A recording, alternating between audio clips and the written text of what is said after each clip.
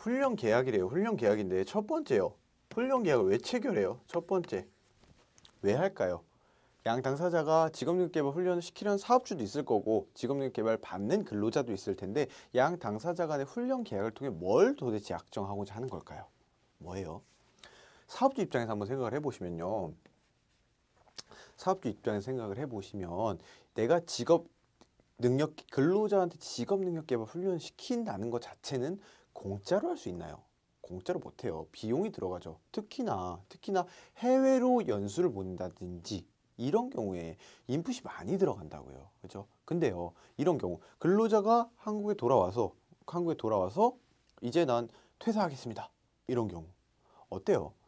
손해가 굉장히 막심할 것 같지 않으세요? 그 근로자한테 직업 능력 개발 훈련한다고 2, 3년 동안 열심히 가르쳐 놨는데 이제 다 배우고 나서 한국 돌아왔더니 이제 그만두겠대요. 그죠? 이런 경우들. 그죠?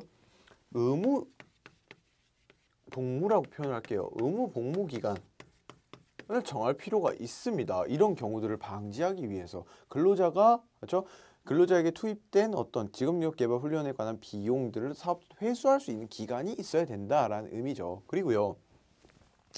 이 훈련받는 근로자 혹은 훈련생의 포지션이 애매합니다. 이게 도대체 근로자인지 나와의 종속관계를 맺고 있는 근로자인지 혹은 뭐 다른 훈련생의 개념인지 그런 개념 자체가 참 애매하기 때문에 도대체 근로기준법에서 정하고 있는 여러 가지 보호들을 우리 보셨잖아요. 임금, 근로시간 이런 부분들 그런 부분에 대한 보호를 이 사람에게 동일하게 해야 되는지 그렇죠?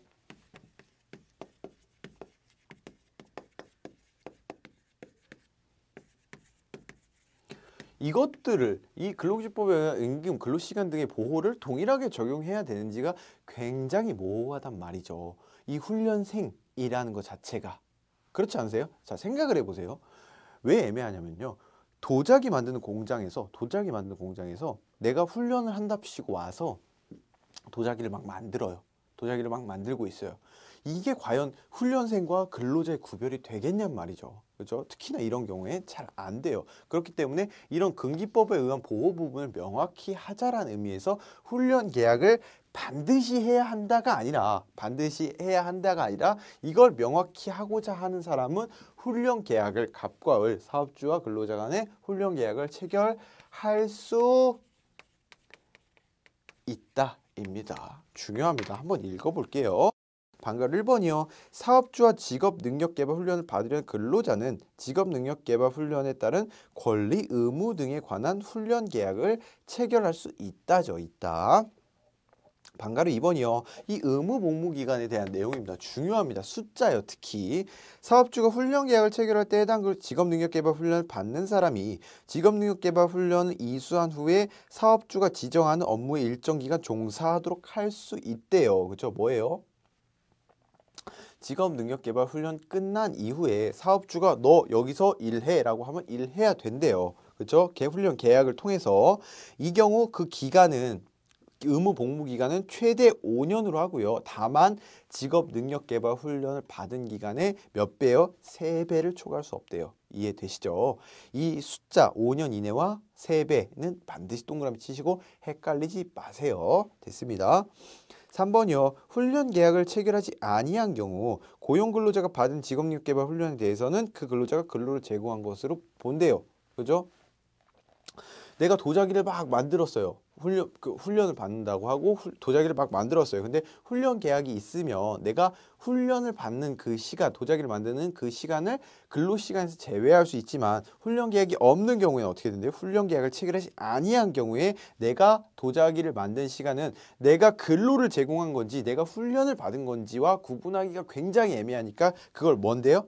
근로기준법상 근로를 제공한 것을 보고요. 근로를 제공했다면 어때요? 그에 상응하는 임금 수준이 제공돼야 되겠죠. 근로시간과 임금을 동시에 보호하고 있습니다. 4번이요. 훈련 계약을 체결하지 아니한 사업주는 직업능력개발 훈련을 기준 근로시간 내에 기준 근로시간이 뭐예요? 법정 근로시간이죠. 다른 말로 표현하면 일반 근로자의 법정 근로시간이 뭐였어요? 840이었어요. 1일 8시간, 1주 40시간 기억하셔야 됩니다.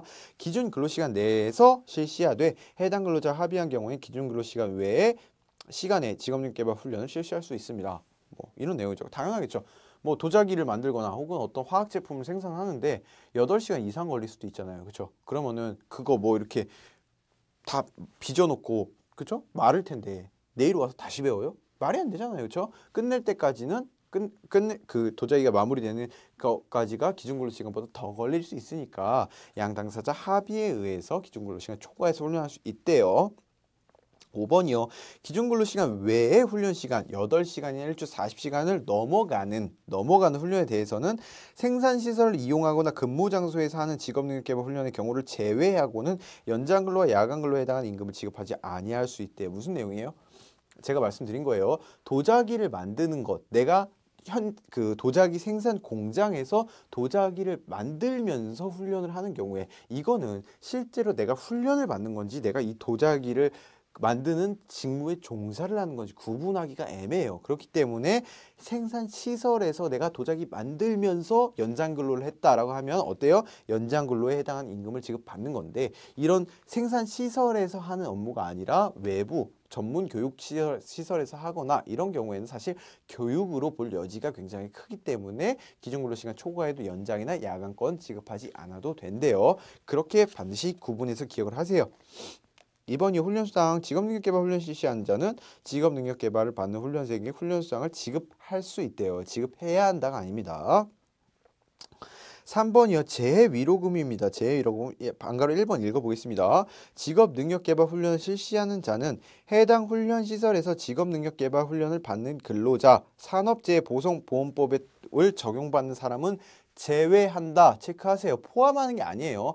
산업재해보상보험에 따른 보험 혜택을 별도로 볼 수 있는 사람은 그쵸? 거기서 보상을 받기 때문에 이중으로 보상할 필요가 없습니다. 그렇기 때문에 제외하는 겁니다. 포함하는 거 아니에요. 체크하시고요. 그러니까 직업능력개발 훈련 중에 그 직업능력개발 훈련으로 인하여 재해를 입은 경우에는 재해위로금을 지급해야 된대요. 그쵸? 어떻게 된다고요?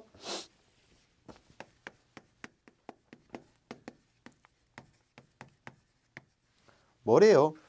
직업능력개발 훈련 중에 하는 경우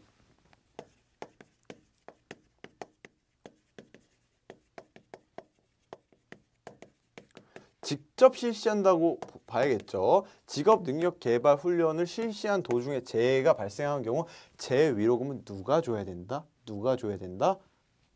누가 줘야 된다. 거기 보세요. 뭐라고 돼 있어요?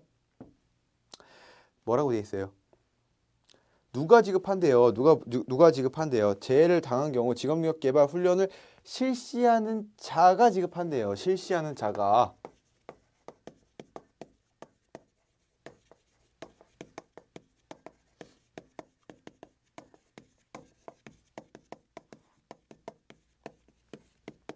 내가 직접 직업능력개발 훈련을 실시하다가 훈련생이 재해를 당하는 경우 누가 보상해줘야 된다? 누가 보상해줘야 된다? 실시하는 자가 보상을 해줘야 되는 거고요. 두 번째 케이스, 위탁에 의한 경우가 있을 수 있죠. 위탁에 의한 경우. 내가 직접 못할 것 같아서 다른 사람한테 우리 근로자 이런 사람이 있으니까 직업능력개발 훈련 좀 해줘라고 위탁을 줬어요. 근데 그 위탁 받은 곳에 가서 직업능력개발 훈련을 받다가 재해를 당했어요. 그럼 상식적으로 누가 해줘야 돼요? 이거에 비춰보면 당연히 위탁자가 해줘야겠죠. 위탁을 준 자, 우리 근로자 직업능력개발 훈련 좀 해줘라고 위탁을 준 사람이 위탁자죠. 그렇죠? 해줘라고 한 사람이 책임을 져야 된다고요. 근데요, 이런 경우가 있을 수 있잖아요. 위탁을 받았어요. 내가 위탁을 받아서 훈련을 시키고 있는데 내가 우리 저기 시설이 하나 있어요. 직업능력개발 훈련을 실시하기 위한 기계가 하나 있었는데 내가 그 기계가 굉장히 위험하다는 사실을 알고 있었어요. 알고 있었음에도 불구하고 그거를 개선하거나 그 어떤 제 위험으로부터 근로자를 보호하려는 일련의 조치를 취하지 않은 과실이 나한테 있어요. 내가 위탁을 받아서 저 사람의 근로자를 데리고 훈련을 시키고 있었는데 그 기계에 결함 등이 있다는 사실을 알고 있음에도 그에 대한 조치를 하지 않아서 온 훈련생이 그 기계를 만지다 사고가 났어요. 이럴 경우에 누가 해요? 위탁자가 해요? 그럴 경우에도? 그렇게 생각하기엔 위탁자가 너무 억울한 거 아닌가요? 나는 제대로 훈련시키라고 보냈는데 저기서 제가 기계를 이상하게 해놔갖고 다쳤어요.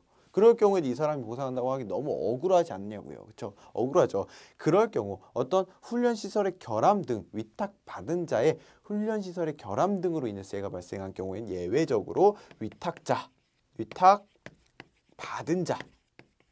자가 책임을 집니다. 이게 원칙이고요.